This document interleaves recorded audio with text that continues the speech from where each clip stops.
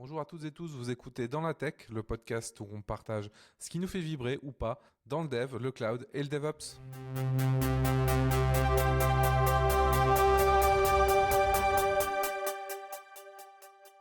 Et on se retrouve aujourd'hui pour parler d'un sujet un peu plus léger que la dernière fois et un peu plus léger que le prochain épisode, mais je vous spoil pas trop là-dessus.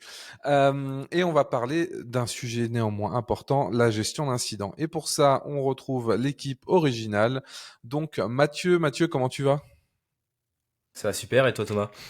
Bah écoute, c'est les vacances donc ça va, même s'il y a deux trois petits ennuis, bah globalement ça va Chanceux. bien. Oh, c'est le mois de mai, on a tous un peu du temps de repos et ça fait plutôt plaisir. Et toi Maxence, comment tu vas? J'ai l'impression qu'il y a une petite préférence pour Mathieu, parce que tu demandes toujours à Mathieu en premier. Donc je vais demander aux auditeurs de compter, reprendre les épisodes et compter à chaque fois combien de fois j'ai été le premier et Mathieu le premier. Et je pense qu'il y a une préférence pour Mathieu, donc ça va très mal. Faire des statistiques, mais c'est dur de vous départager en plus, vous avez les deux premières Mais lettres dans le nom de famille, dans le prénom, donc l'ordre alphabétique est plus compliqué. Mais et tu oui, feras l'annonce la écoute, prochaine fois, Maxence. Tu feras l'intro. On verra. Ouais, voilà. ouais, non.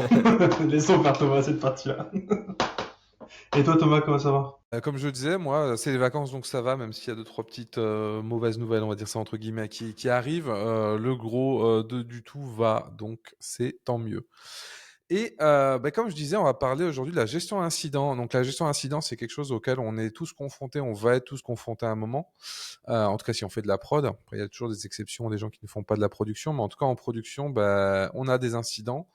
Et même si on a des infras très belles qui sont faits avec nos meilleurs scripts bash ou des infras entièrement sur Kubernetes, les incidents, ça arrive dans tous les cas. Et l'idée, c'est de voir un peu déjà comment on gère ça et comment on y réagit. Et pour le coup, on a tous les 3 de l'expérience là-dedans. On a tous les 3 été confrontés à ce genre de cas et on va commencer du coup le petit tour de table, par demander, par voir un peu comment vous gérez aujourd'hui un incident. Donc on imagine le cas où, vous êtes d'astreinte, on va pas détailler vraiment l'astreinte, c'est pas l'objectif. Mais en tout cas, vous êtes d'astreinte et vous avez, une alerte qui vous remonte à un incident, de production, donc une, dégradation soit assez forte, soit une coupure, de service sur le site sur lequel vous êtes en astreinte. Toi, Maxence, du coup, voilà, pour avoir pas de favoritisme, c'est quoi un peu ton workflow? Comment tu gères ça un peu? Quelles sont tes étapes importantes? Déjà, je pense que je séparerais l'incident de, entre guillemets, en journée, quand il y a tout le monde qui est là, et vraiment l'incident quand t'es tout seul en pleine nuit ou dans le week-end. Moi, je commence toujours par une petite crise cardiaque, parce que quand t'es en train de dormir bien profondément et que t'as le truc qui sonne dans tes oreilles, bon, c'est jamais un réveil très agréable. Ma conjointe non plus n'est pas très fan de ce genre de réveil, mais bon, ça arrive, ça fait partie du jeu malheureusement. Donc pour le coup, la première chose c'est déjà juste avec l'alerte, je sais si à quel point la criticité de l'alerte me donne une info déjà sur est-ce qu'il faut que je sorte instantanément de mon lit et que je saute sur l'ordinateur le plus proche, ou est-ce que je peux prendre 4 secondes pour ouvrir chaque œil de façon séparée et être un petit peu moins violent sur mon réveil, quoi.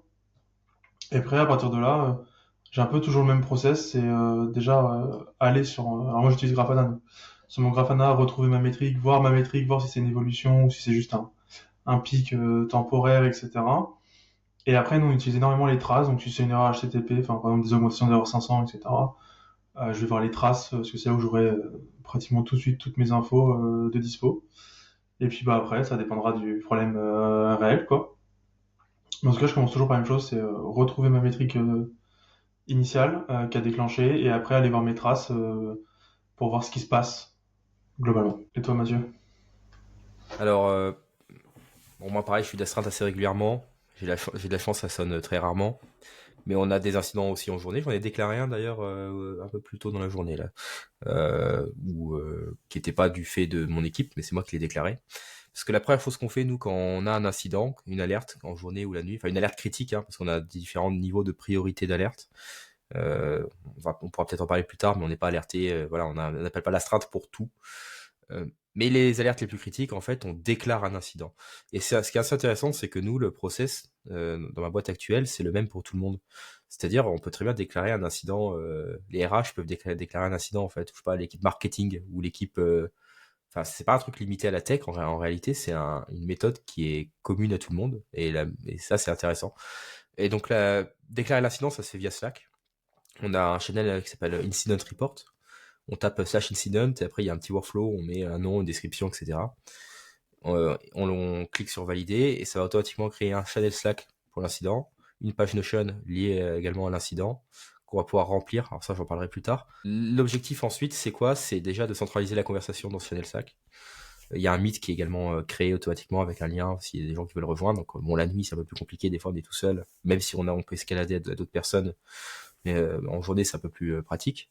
Et l'objectif, c'est, comme disait Maxence, c'est de régler le problème. L'objectif numéro 1, c'est pas d'essayer de... Enfin, trouver la route cause, c'est bien, mais en fait, c'est déjà trouver le truc qui fait que le plus rapidement possible, le service va revenir. Enfin, le problème sera résolu. Quoi qu'il en coûte, je dirais. S'il faut faire un truc dégueu dans le clicodrome, je sais pas, en clic-clic dans la console Amazon, parce que ça va plus vite, parce qu'on se rend compte qu'en fait, c'est galère de le faire via l'infrascode, parce que je sais pas, la CI est plantée, ou il y a un incident sur la CI, ou je sais pas quoi, on le fait, quoi.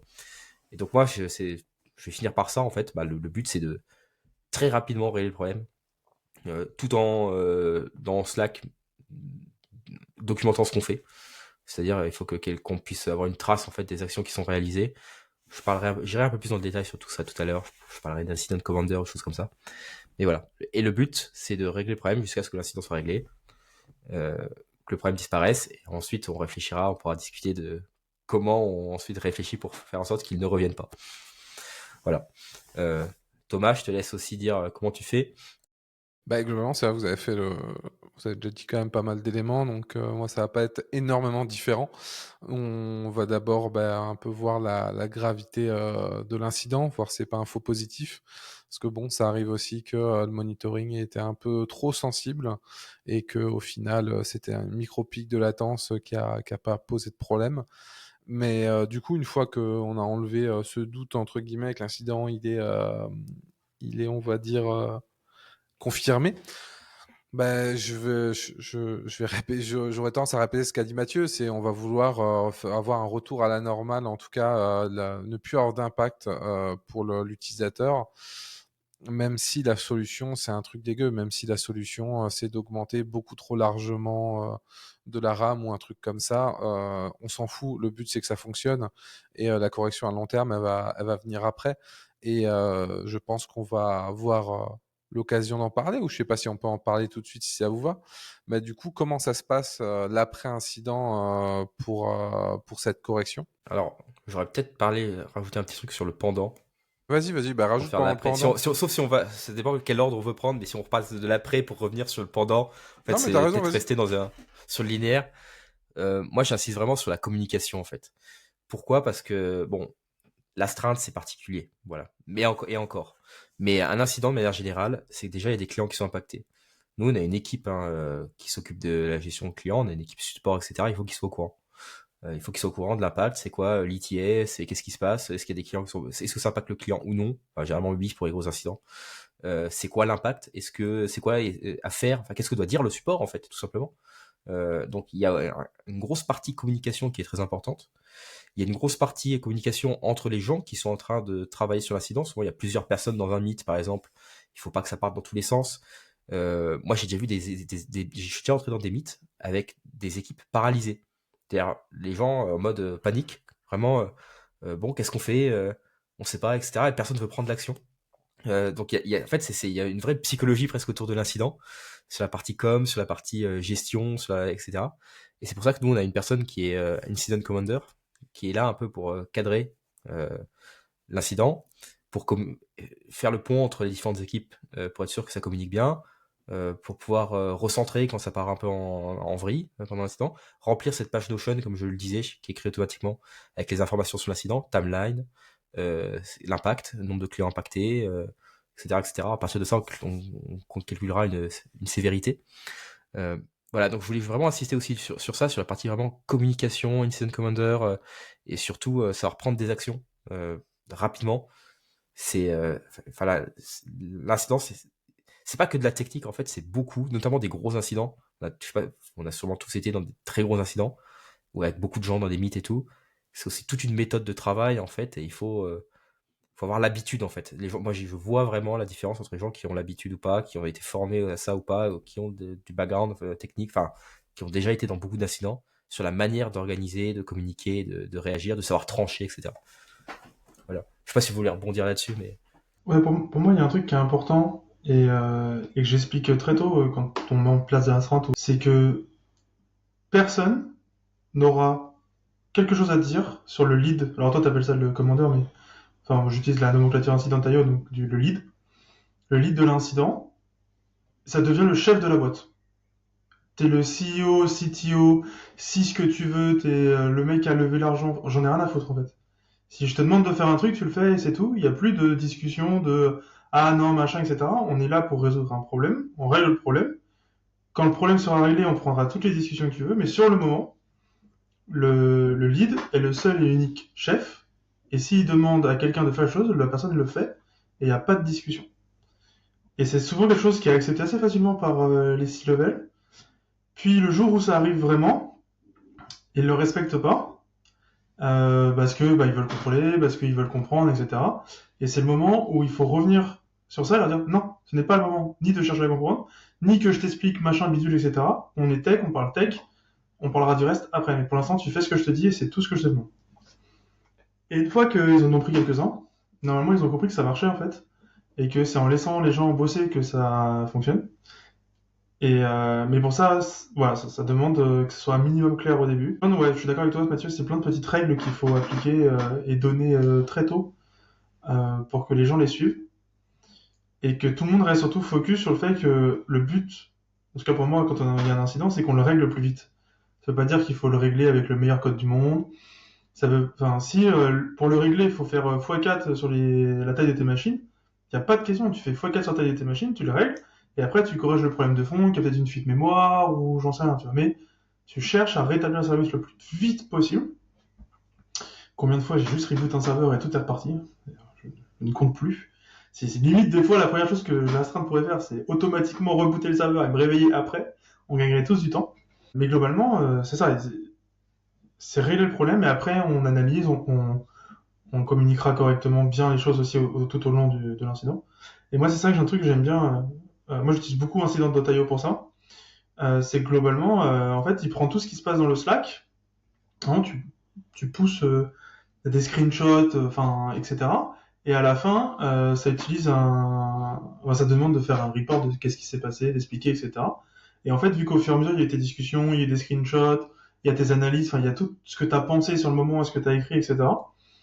Et ben c'est facile après pour retrouver les informations, retrouver ta pensée. Et ils ont même un petit truc qui fait avec de l'IA qui permet de mettre un peu en forme. Donc toi tu peux rester un petit peu raw et dur dans ton écriture. Et puis t'as l'IA qui va repasser derrière, qui va remettre en forme des titres, enfin tous les trucs relous là, que ceux qui font du Word ils aiment bien.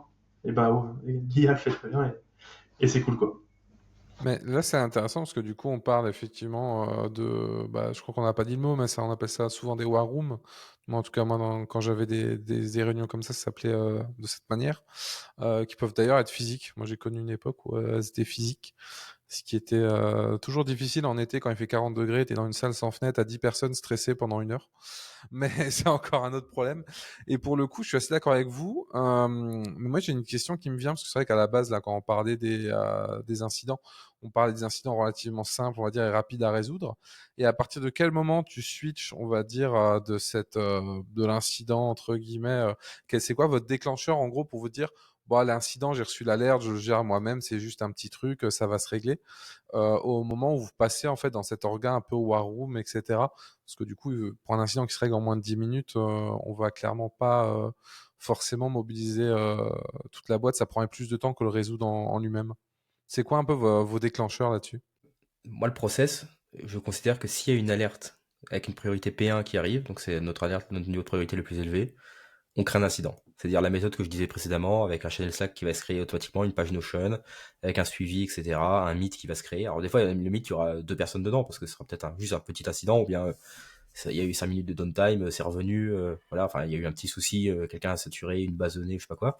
Donc ça va pas, toute la boîte va pas être dedans, mais le process, moi, je suis assez, enfin, je devrais pas dire process, mais j'aime bien, en fait, que ça soit carré, et comme ça, j'ai pas à me poser la question, en fait.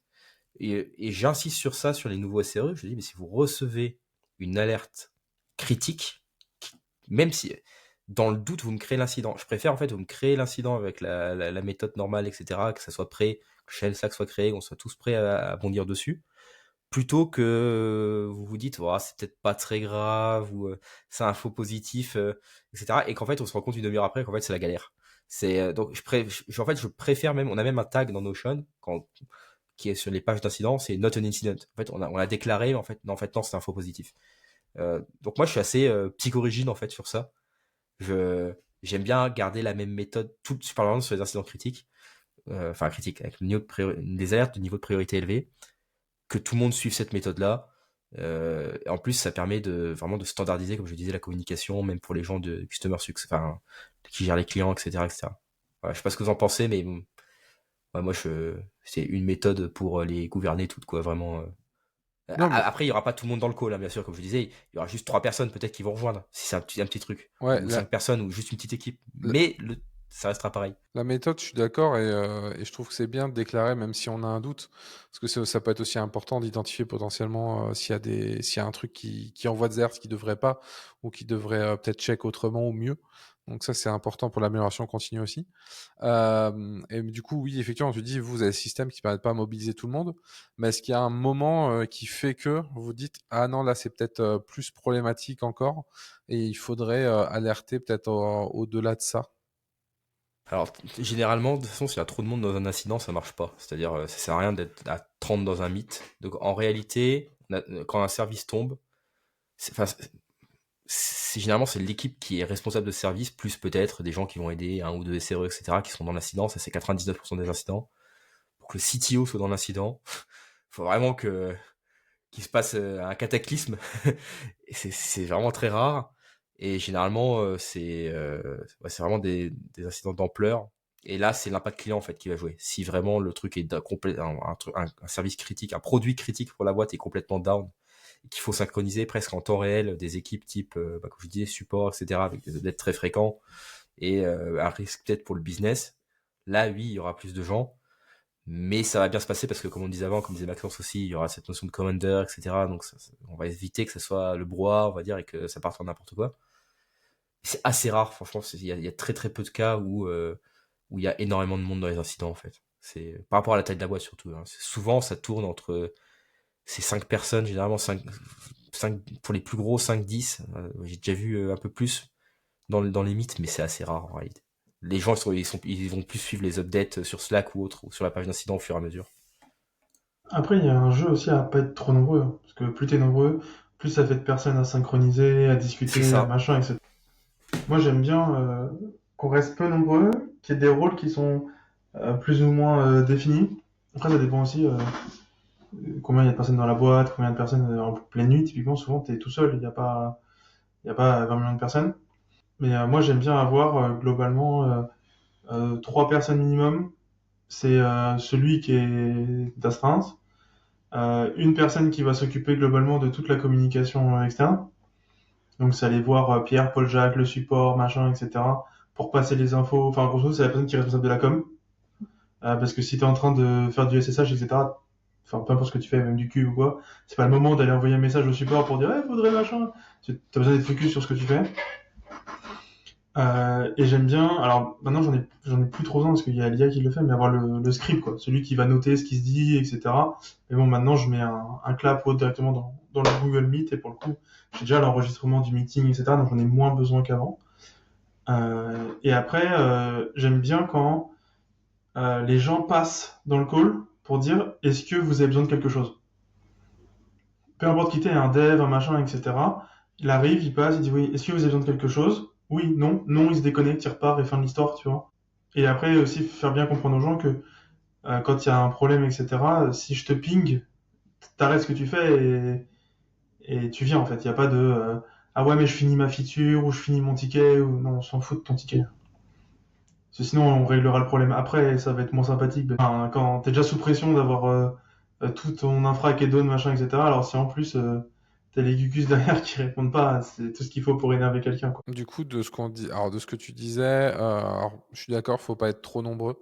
Dans l'idéal, je suis d'accord, une personne qui s'occupe de la com, une personne qui s'occupe potentiellement de la coordination, une personne qui s'occupe on va dire l'incident technique en soi.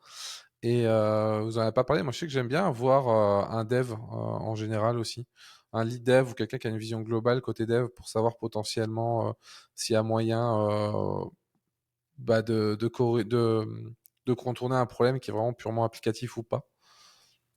Alors, moi, comme je le disais, en fait, dans les incidents, ce sera les gens qui sont responsables du service, généralement, Oui. ou du truc qui est tombé, et les équipes autour, c'est-à-dire s'il y a des effets de bord, enfin, etc. Donc, il y aura forcément... En plus, je dis ça, je troll la moitié, mais la majorité des incidents, c'est des incidents applicatifs et pas infra. L'infra, elle tourne, désolé. Voilà. Ah, mais c'est Mais, grâce à Kubernetes, ça. bah oui, bah en plus, c'est vrai. Hein. Donc, mais, euh, mais donc, en réalité, il y a très souvent des développeurs dans les incidents et des gens.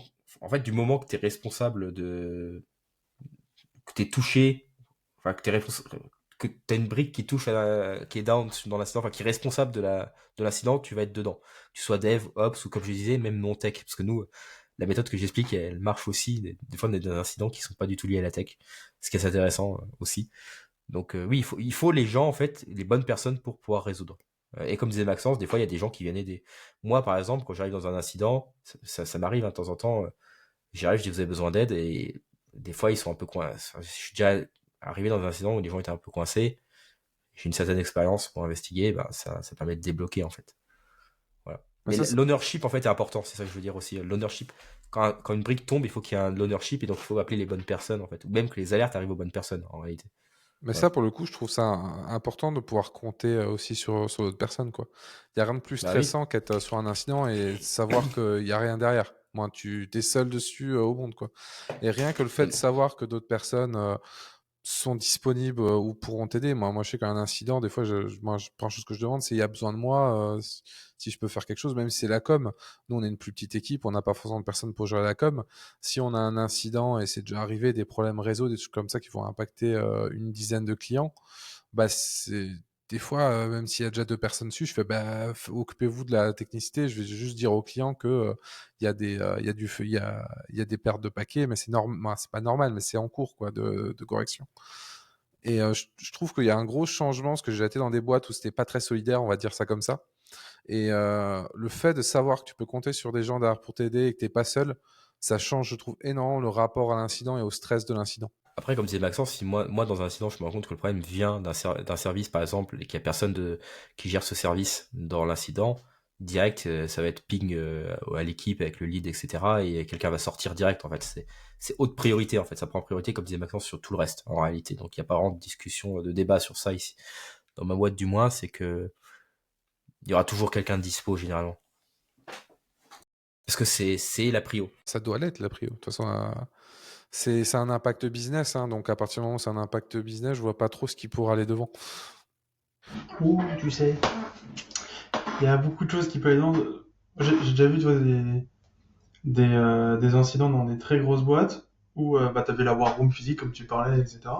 Tu arrives dans la war room, et là, tout le monde est en train de s'engueuler, mais littéralement s'engueuler, à se traiter de jolis noms bien faramineux, à la place de régler le problème. Il y avait littéralement plus personne qui était en train de corriger le problème. Tout le monde est en train de chercher qui était le responsable, c'était la faute de qui, etc., etc. Et là, tu fais, mais vous faites quoi? Enfin, engueulez-vous autant que vous voulez, après. Là, pour l'instant, on s'en fout de savoir que c'est toi qui as fait l'update, que machin. Venez, on corrige, quoi. Bon, ça s'est fini avec un reboot, comme quoi, Voilà. pas besoin de chercher très loin.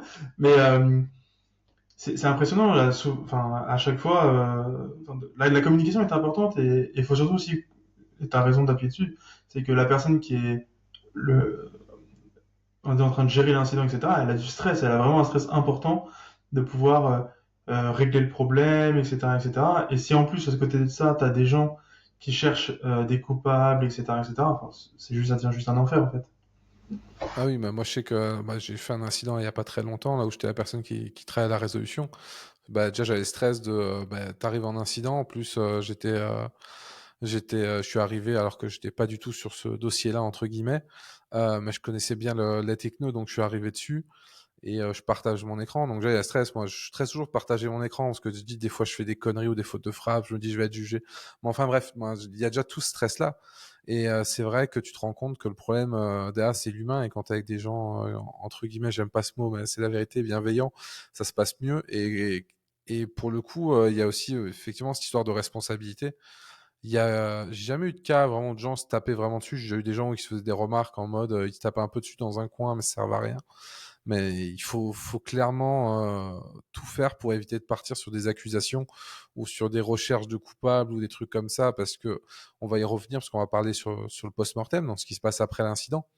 Mais de un, comme tu disais Maxence, c'est pas la priorité. Et de deux, j'ai envie de dire, même si c'était la priorité, même si c'était plus prioritaire, foncièrement, ça changera pas le problème. Moi, foncièrement, de savoir que c'est Jean-Michel qui a fait un RMRF sur la prod, on s'en fout. Le problème, c'est que le RMRF, maintenant, il faut restaurer. Si c'est lui, bah, c'est lui. Ça va pas changer le problème en soi. Et il faut pas perdre de temps là-dessus. Et il faut aussi faire attention à un truc, c'est dans une précédente boîte, ils avaient défini qu'ils mettaient en prod tous les lundis 14 heures. Donc il y avait une mise en prod par jour. Donc je vous donne ce qu'on faisait tous les lundis après-midi de 14 heures jusqu'à l'heure à laquelle se finissait. Oui, classique. Bah, c'était salle de crise et incident. Et quand ça devient presque automatique en fait, c'est encore plus pesant pour les gens qui sont d'astreinte, etc. Parce que tu sais que bah, t'as ce truc-là qui va arriver, tu sais que tous les lundis ça va être comme ça, etc. Et ça devient vite très lourd et très pesant. Et c'est là où il faut aussi avoir une hiérarchie qui est capable d'écouter ce genre de retour et de les prendre en compte et de se dire ok, peut-être qu'il faut qu'on améliore des choses, etc., etc., quoi. Parce que ça devient vraiment vite très lourd pour les gens qui sont d'astreinte si ça devient un automatisme en fait. Si ça commence à devenir récurrent et un automatisme que ça sonne pour X ou Y, ça devient vite extrêmement lourd pour les gens, quoi. Ouais, puis c'est un gros manque de respect pour les gens d'astreinte en réalité. Hein. Ça a juste aucun sens. Et faites du déploiement continu. Quoi. Ne déployez pas qu'une fois par semaine ou une fois par mois, parce que ça marche pas. Vraiment. Ce que vous voulez, c'est à la rigueur, tu vois, mais Oui, après, oui, mais après, si avoir ça le pète à chaque fois, problème, pose-toi la question, quoi. c'est ça, mais avoir le problème, c'est pas, ça doit pas être un automatisme. Tu dois pas en arriver au point de te dire ah bah oui c'est normal. Non, c'est jamais Mhm. normal en fait. Quand ton monitoring il sonne, peu importe l'erreur, c'est pas normal et ça doit être pris comme un événement pas normal.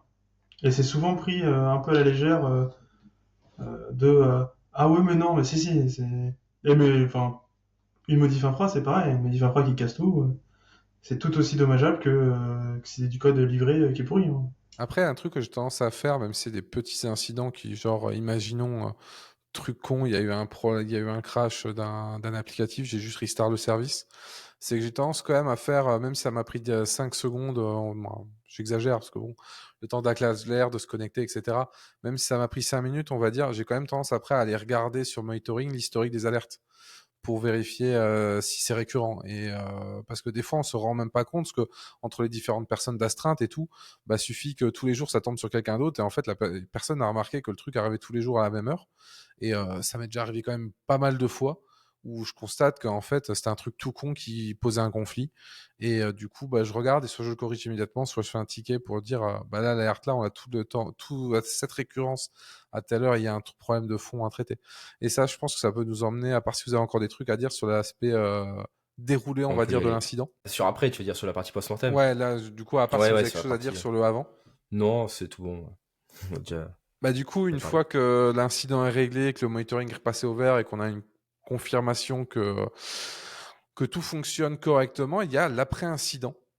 Du coup, là, on va avoir le joli exercice souvent appelé du post-mortem. Donc, du coup, qui va consister à écrire un rapport, si j'ose dire. Je vais essayer de rester un peu flou parce on va détailler un peu au fil de l'eau. Bah, du coup, on va faire un rapport qui va retracer, on va dire, la timeline de l'incident pour dire qui a déjà remettre qui a agi dessus, qui a intervenu dessus, combien de temps ça a duré, qui ça a impacté, c'est important de le savoir aussi, et d'essayer de déterminer cette fois-ci la route cause, contrairement à ce qu'on disait tout à l'heure, où le but était de refaire venir le service le plus rapidement possible. Là, on rentre dans la phase où maintenant l'idée c'est de vraiment comprendre qu'est-ce qui s'est passé et au-delà de comprendre surtout le résoudre. Et puis bah, du coup, à partir de ce rapport, on va essayer d'aller le plus loin possible là-dedans pour essayer de trouver la route cause et de trouver du coup en découler des correctifs. Je sais pas si vous avez des formats ou des choses spécifiques, parce que j'aurais 2-3 trucs à dire, mais je vais vous laisser aussi un peu parler dessus. Ouais, nous on a une méthode. Ce qu'on fait, c'est des PDCA en fait pour Plan, Do, Check, Act.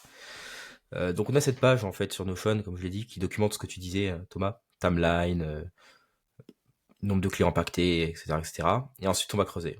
Et en fait, les incidents, il faut bien comprendre un truc avec les incidents, c'est que c'est un super moyen d'apprendre. Parce que si on a eu un incident, c'est qu'on a eu un problème. Si on a eu un problème, c'est que on l'a introduit d'une manière ou d'une autre, ou des fois qu'on l'a détecté trop tard. Enfin voilà. Et ce qu'on veut, c'est que ce problème ne revienne pas. Et on veut apprendre en fait. C'est vraiment ça l'objectif du PDCA, c'est faire du problem solving, mais aussi de faire en sorte que le problème ne revienne pas ensuite. Et donc on commence par se poser, faire l'analyse de root cause. Nous, on utilise beaucoup la méthode des 5 whys. Donc on commence avec un problem statement, en tout cas une définition de problème, on va dire. Donc, par exemple, je sais pas, c'est vraiment au hasard, hein, c'est pas un vrai truc. Je vais dire par exemple, les utilisateurs ne pouvaient pas se connecter pendant 30 minutes. Voilà, c'est un truc très vague comme ça. Et ensuite, on va partir de ça et on va dire pourquoi. Parce que la base de données était saturée, par exemple. Non, parce que le service d'authentification était tombé. Pourquoi? Parce que la base de données était saturée. Pourquoi? Parce qu'il y avait machin qui balançait une énorme migration SQL, etc. Enfin, voilà. Et en fait, on arrive à un moment, à un état terminal, où on dit, OK, là, on a une première root cause. Des fois, il y en a plusieurs. Des fois, ça peut être aussi, tiens, l'incident, en fait, il a commencé il y a 2 heures et notre alerte, elle n'a pas sonné. Ou bien elle a sonné, mais beaucoup trop en retard, donc en fait, l'impact était plus important. Parce que des fois, en fait, ce qu'on veut, c'est implémenter des contre-mesures, mais il y a beaucoup d'incidents où si on le détectait en 5 minutes, ça n'aurait pas été un incident critique. Alors que là, on a détecté peut-être en 2 heures, c'est devenu un incident critique. Donc peut-être qu'on veut réduire cette durée. Donc on fait cette analyse de root cause, et ensuite on va faire des contre-mesures qu'on va implémenter. Et ce qu'on fait déjà, c'est une contre-mesure locale.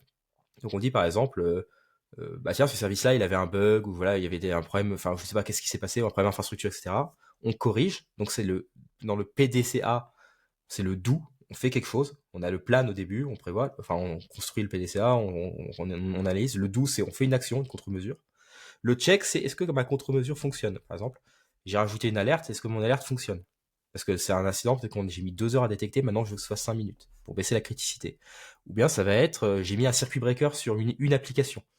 J'ai un circuit breaker qui permet d'éviter de saturer par effet domino, voilà, d'avoir un effet domino sur mes applications. Donc, je permets de couper en fait des connexions vers quelque chose pour protéger un service. Est-ce que ça fonctionne? C'est le check. Est-ce que la contre-mesure fonctionne au niveau local? Et enfin, c'est le act. Parce que dans des infrastructures un peu conséquentes, quand on a 200 services en prod, en fait, on veut pas trop se prendre 200 fois le même incident. Notamment si les services partagent la même stack.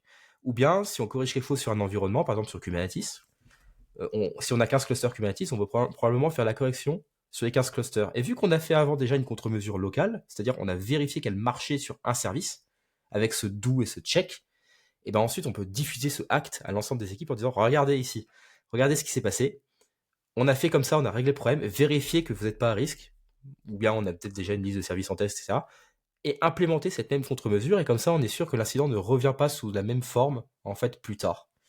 Voilà, donc là j'ai résumé très rapidement, mais c'est ça l'idée en fait, c'est root cause analysis, do, check, act. Et surtout le plus important c'est le act en fait. Sinon, at scale, c'est le même incident qui reviendra toujours, parce qu'en fait il sera juste traité à un niveau local, alors qu'il faut vraiment diffuser les contre-mesures au niveau global, quand la boîte grossira, dans des grosses boîtes. Voilà. J'espère que c'était clair, parce que là je l'ai fait d'une traite. C'était clair. Je rajouterais aussi que un incident doit mener à quelque chose. C'est-à-dire que c'est pas parce que l'incident est clôturé. Alors, la nuit, l'incident est clôturé, tu retournes dans ton lit. Tu fais pas je ne sais quoi, tu retournes dans ton lit. Ou tu fais autre chose, mais en tout cas, tu continues pas à travailler dessus, parce que tu es globalement certainement pas en état d'avoir les idées très claires pour la suite. Parce que non, quand tu te réveilles à 4 heures du matin et que tu as dormi 4 ou 5 heures, non, tu n'es pas dans un état opérationnel pour faire beaucoup de choses. Tu peux régler un incident potentiellement parce que tu vas avoir l'adrénaline, etc. Une fois que l'adrénaline est retombée, t'es plus bon à rien. C'est pour ça qu'il faut juste te reposer et dormir après. Mais globalement, il faut que ça mène à quelque chose. Et donc, mener à quelque chose, c'est vraiment, il faut qu'il y ait une analyse, il faut que les gens qu'on comprenne pourquoi c'est arrivé, etc. Un incident ne doit jamais arriver 2 fois. Typiquement, je n'accepte pas que la même chose arrive 2 fois. Parce qu'une fois, c'est une erreur, une deuxième fois, c'est un gros problème. Et après, le dernier point qui est important, c'est que quand on identifie qu'il y a eu un problème dans le code, par exemple, ou dans l'infra, peu importe, il n'y a pas de discussion avec le produit sur le fait de « Ah non, mais je vais mettre ça au trimestre prochain ». Non. C'est corrigé aujourd'hui. Si c'est un peu plus long, t'as le droit à demain. Je suis grand prince.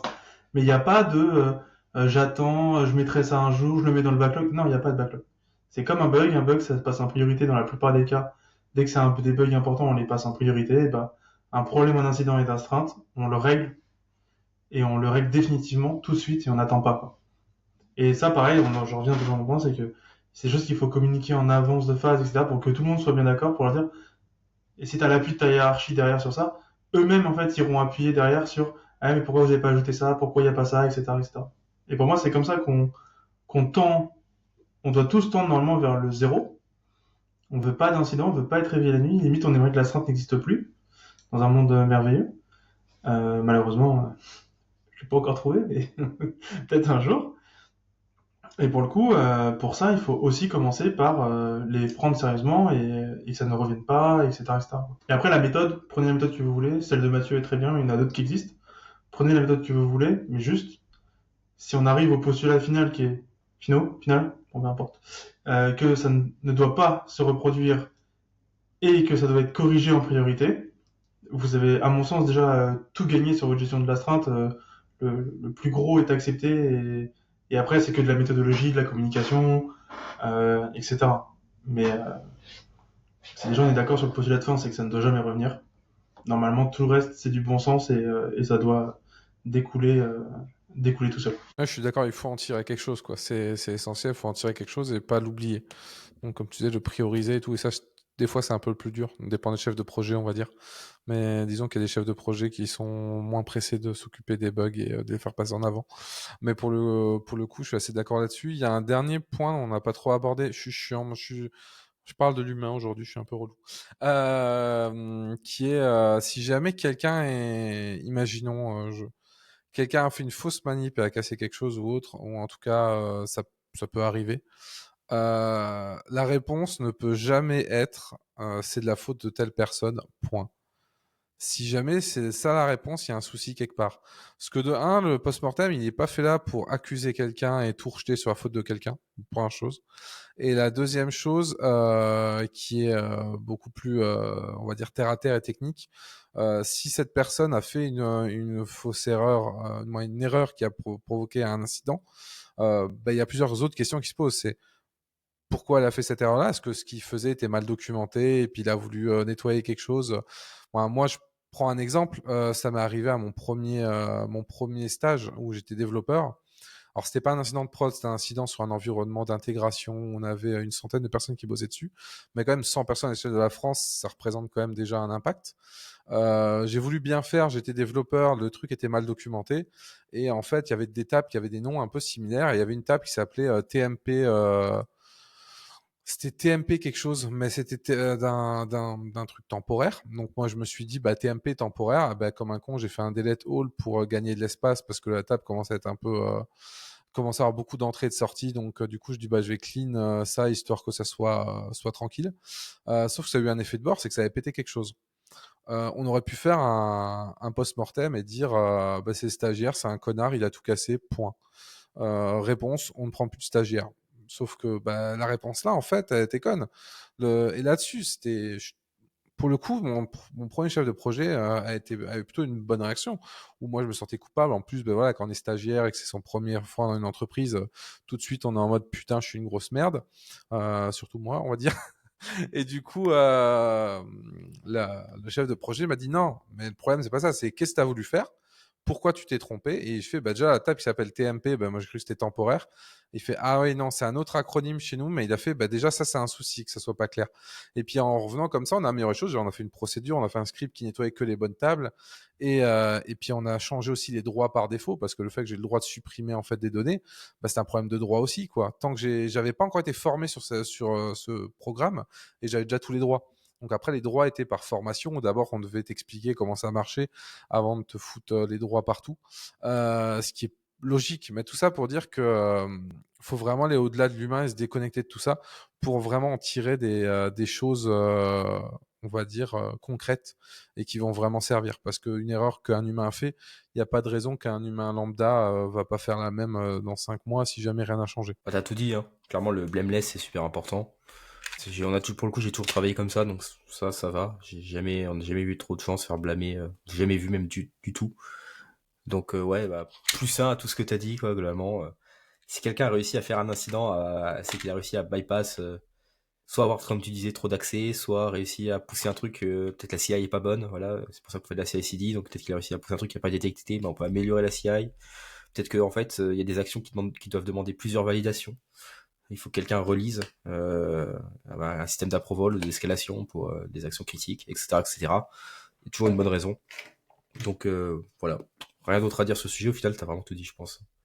Ouais, d'accord. De toute façon, ça servira à rien. Vous pouvez blâmer autant que vous voulez quelqu'un. Oui. Le suivant fera la même chose. Donc, Ouais. réglez le problème de fond et vous aurez plus le problème. Blâmez quelqu'un et vous aurez le problème. Bah, surtout tu blâmes jusqu'au jour où c'est toi qui fais de la merde, quoi, en fait, parce que Ouais, et ça puis arrivera forcément. blâmer, l'entreprise gagne rien à la fin. Ouais, t'as Non, bah montré du non, doigt ouais. à quelqu'un, enfin, elle a rien gagné.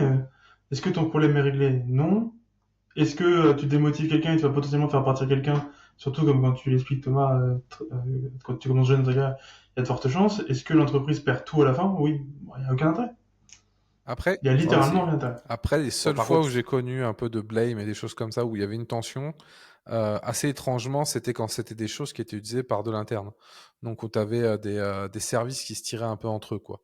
Où hmm. l'idée, c'était plus de se dédouaner son service et un peu enfoncer l'autre service pour potentiellement mieux négocier après qu'autre chose. Étrangement, j'ai rarement vu ça entre une relation un peu plus fournisseur de services vraiment vers l'extérieur. La seule chose qu'on a le droit de blâme, je pense, c'est Ruby, en fait, un incident. Voilà. C'est le Ah, running gag de ce podcast. ouais, un Ruby et Bash. Ouais, voilà.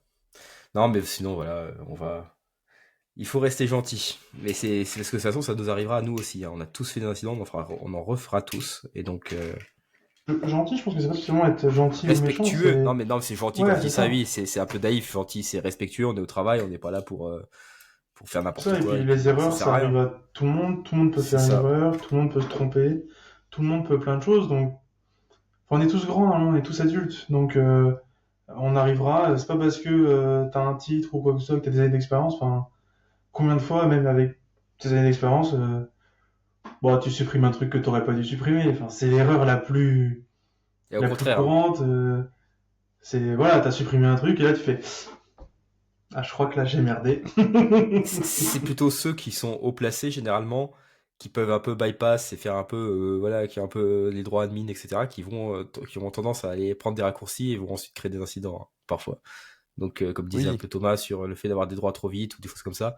Mais qui n'a jamais vu, bon, je l'ai pas vu récemment, mais on a tous entendu des histoires du CTO qui fait son petit truc vite fait là, puis oh merde, j'ai planté la prod. Enfin, bref, j'en ai déjà entendu des histoires comme ça dans certaines boîtes. J'ai connu des boîtes où on avait un manager qui était super sur plein de choses, mais il avait un gros défaut, c'est qu'il faisait ce qu'ils appelaient des commits dodo. Le commit s'appelait littéralement commit dodo. Sauf que quand t'arrives le matin et que toi, la veille, t'as laissé un truc qui marche et que t'arrives le matin et qu'il n'y a plus rien qui marche, et bah t'es très vénère contre commit dodo qui a changé trois quarts de la code base parce que le mec dans la nuit a décidé de tout changer et que tu vois le commit dodo à 4 heures du matin, tu fais bah maintenant je vais débugger. Voilà.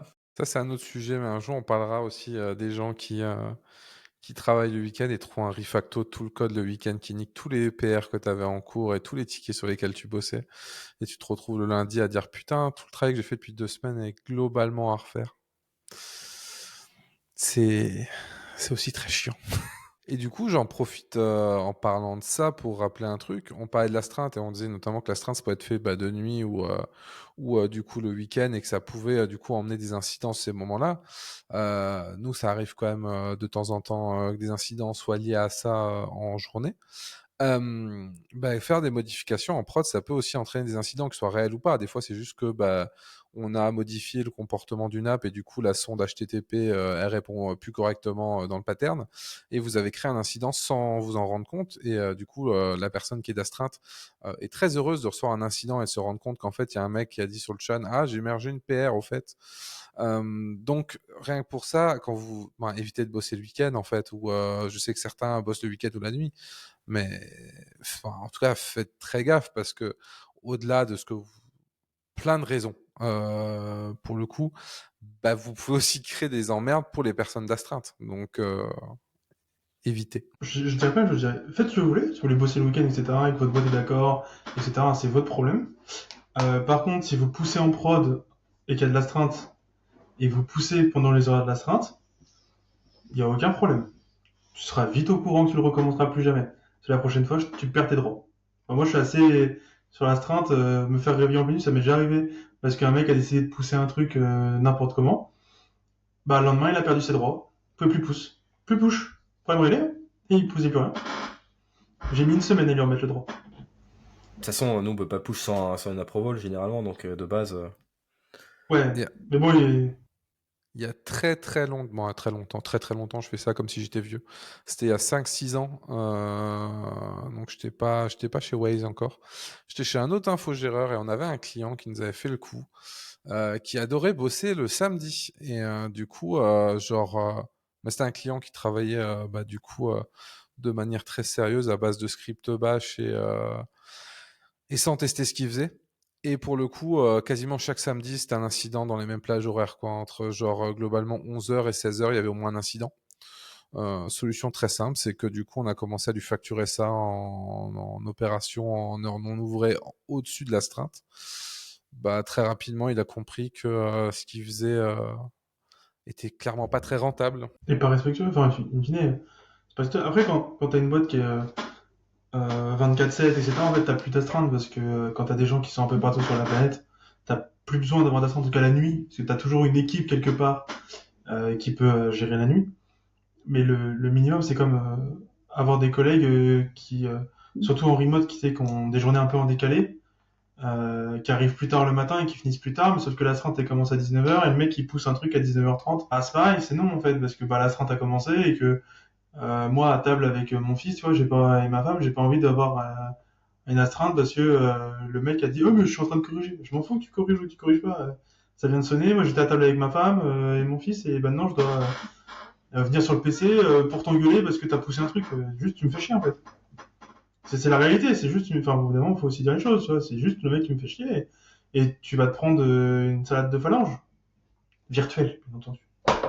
Tu es en train de nous dire qu'on peut pas faire de déploiement en continu sur 24/24.